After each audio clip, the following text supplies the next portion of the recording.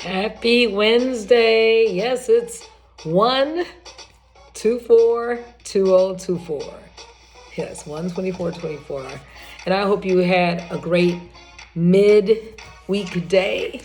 Was it humpy? We call this day hump day. Was it like lumpy and bumpy? Were you in the valleys or were you in the mountaintop, just staying there? Well, usually life gives us both, and we're happy to be able to experience. Okay, let's go to our next mail to inspire us. Let's see, we talked about Aaron Douglas, we talked about Louis Armstrong, and today we talked about Langston Hughes, and today Charles Drew.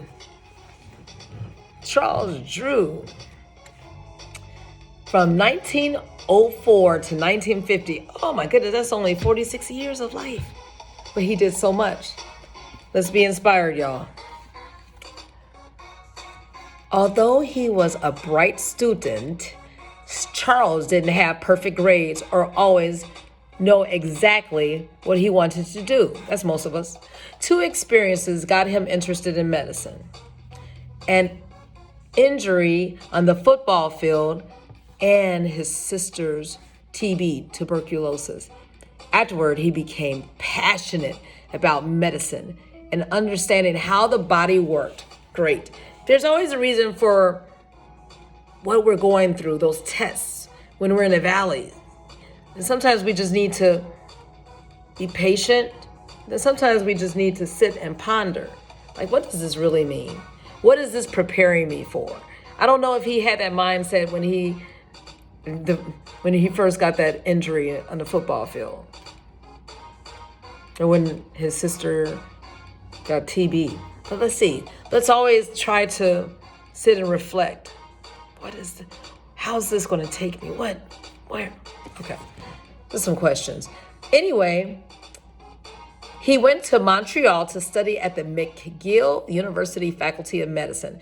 The Canadian school had a better reputation than most in the United States. Isn't that wonderful?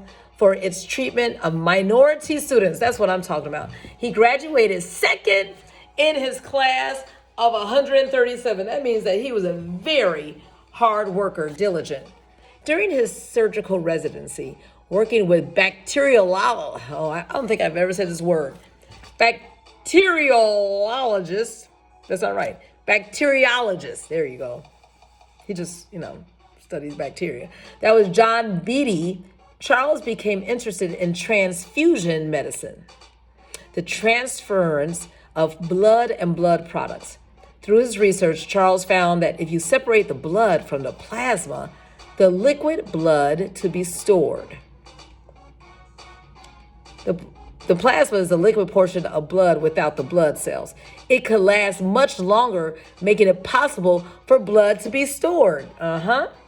It could be preserved and shipped overseas, even taken out onto the battlefield. In 1940, after Britain was attacked by Nazi Germany, Charles was asked to lead a special medical effort called Blood for Britain.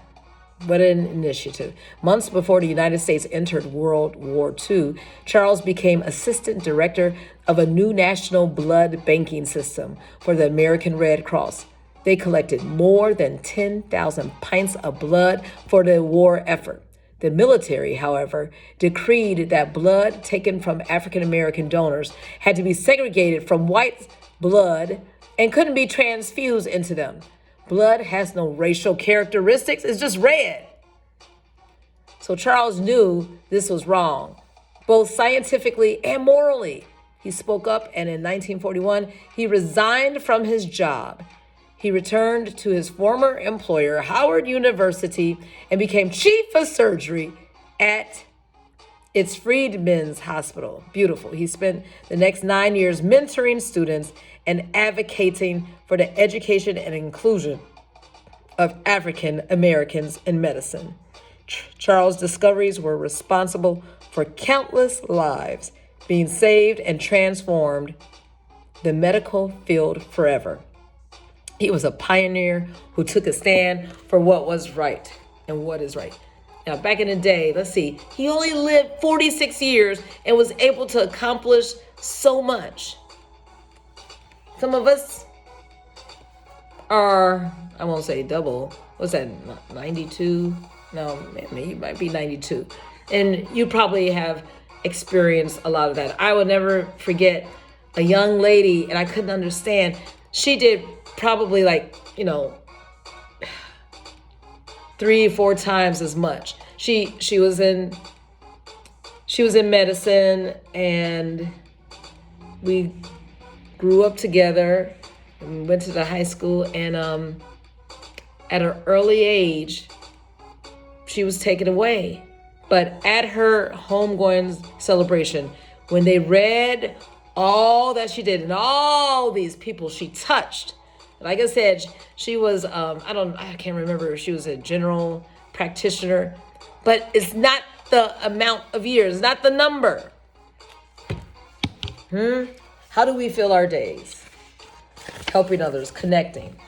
So thank you so much, Charles Drew, only 46, but you've given us something to think about. And John Robinson, he was born 1905 to 1954. Another one, 49 years old. He was an aviator. When John was a young boy, he saw something amazing, a new invention that burst through the clouds and landed in front of him in the blue waters of Gulfport, Mississippi. People gathered to catch a glimpse of the flying machine, including John and his mother. They called it an aeroplane. Like most people in Mississippi, John had never seen one before. But from that day on, he dreamed of becoming a pilot. When he was old enough, John enrolled at the Tuskegee Institute in Alabama to study mechanical repair, then applied to the Curtis Wright Aeronautical University. However, the school didn't allow black students. That didn't stop John. He got a job as a janitor, sitting in on classes and reading the papers students threw away. Will you look at this and listen? Along with friend and fellow airman Cornelius Coffey, he formed the Challenger Air Pilots Association for other black people interested in aviation. Together, they built their own airplane. One of the Curtis Wright instructors was so impressed that he invited John to attend the school. After graduating in 1931, John began teaching at Curtis Wright. He later started a flight school to train black pilots. In 1934, he returned to Tuskegee to get students excited about aviation. His efforts led to the formation of the Tuskegee Airmen, the first all-black group of pilots in the U.S. Air Force. John believed that black people should help other black people, no matter where they were from. So in 1935, when Italy invaded Ethiopia, John volunteered to join the Ethiopian army and build its air force. His planes lacked weapons, so John flew reconnaissance and supply missions while training pilots. John's adventures were reported internationally, and he was dubbed the Brown Condor of Ethiopia. Many people know the Tuskegee Airmen and their landmark role in World War II, but if it were not for John and his perseverance, the aviation program might never have existed. Even though few know his name, his legacy has helped influence American and world history forever. I tell you, you knew some Tuskegee Airmen. Yeah, I did too. Friends' fathers or grandfathers. Yeah, they were heroes. And again, short life, but power-packed with so much accomplishment. So we thank you, both Charles Drew and John Robinson, we thank them for their example. They persevered, and most of all, they wanted to reach back and help students at Howard, at Tuskegee. You might not be at a HBCU, but whatever young people are around you, just push them on, cultivate, pour into them, just like someone poured into you. Take a minute to think about who were the people who impacted you in your youth as a teenager. Yeah. And now look at you where you are. Or maybe you're a teenager and you have present mentors. Thank them, right? And pass it on. All right, we're inspired. Let's get busy spreading truth and hope.